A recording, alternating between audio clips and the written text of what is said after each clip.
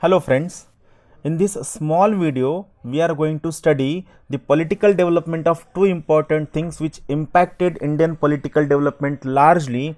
The two things were, one is Simon Commission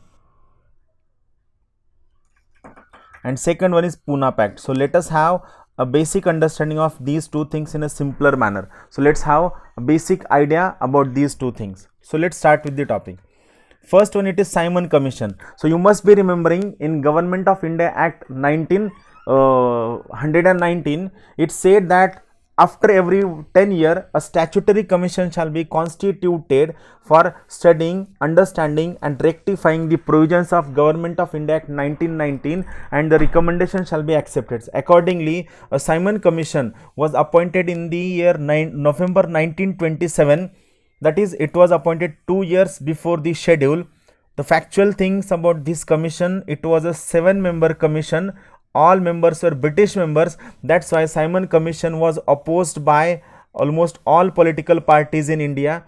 It was chaired by Sir John Simon. It was called as Indian Statutory Commission. It was constituted based on the recommendations of Government of India Act 1919.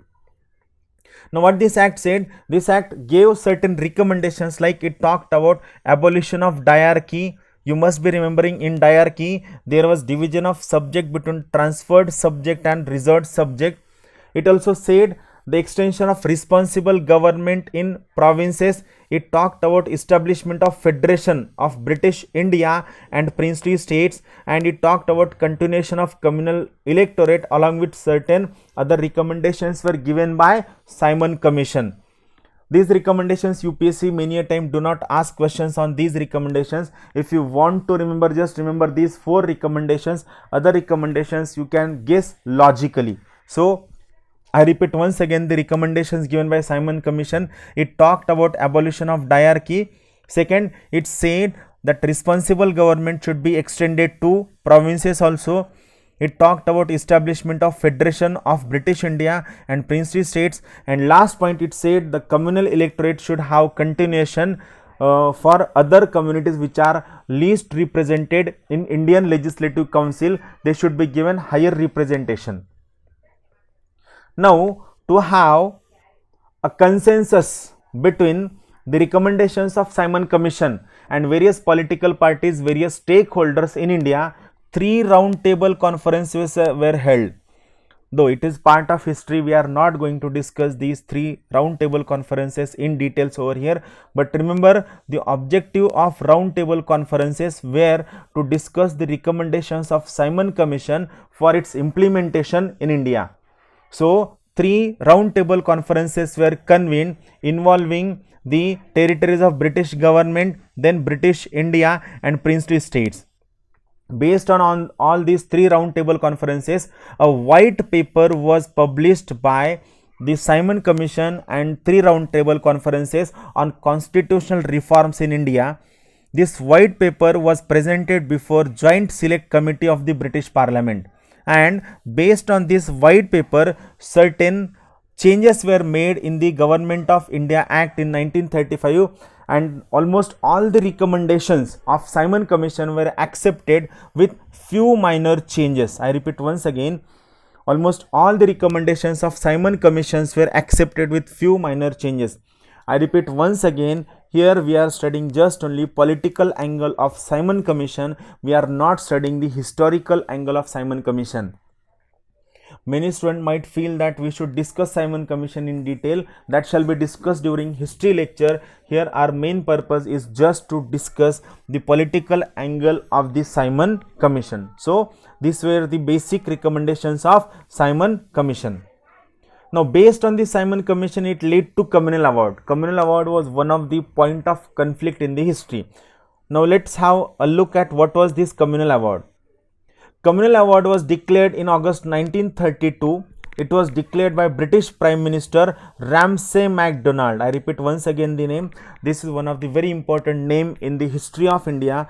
Communal Award was declared in August 1932 by British Prime Minister Ramsay MacDonald. he announced this scheme of communal award which was already in existence. But what he said, this is very very important line. He said the separate electorate should be extended to depressed classes also. This was something opposed by Mahatma Gandhi. We have seen the meaning of separate electorate.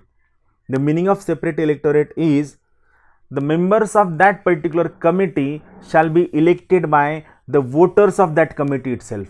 That means Muslim members shall be voted by Muslim voters. Scheduled caste members shall be voted by scheduled caste voters.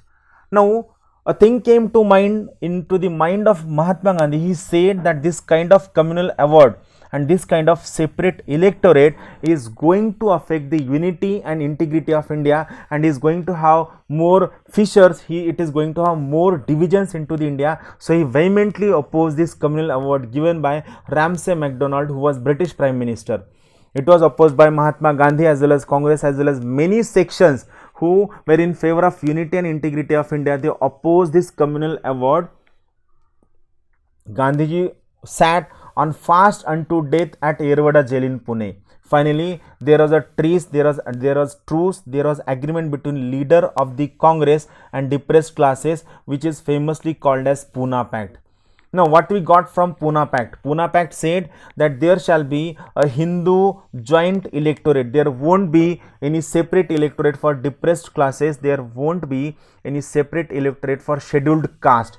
Scheduled caste will have to vote under a Hindu joint electorate, but at the same time, to pacify the demands of depressed classes and scheduled caste, the Pune Pact said that there shall be a certain reserved seat for depressed classes in various legislative councils. It means it gave reservation to scheduled class in a legislative council where all sections of the Hindu religion will be voting for that particular seat, but those seats shall be reserved for the depressed classes. So, by giving reservation to depressed classes, the communal electorate, the separate electorate for depressed classes was avoided, was abolished. Thank you very much. Keep watching the videos. Your suggestions are always welcome. Thank you very much. Have a good day.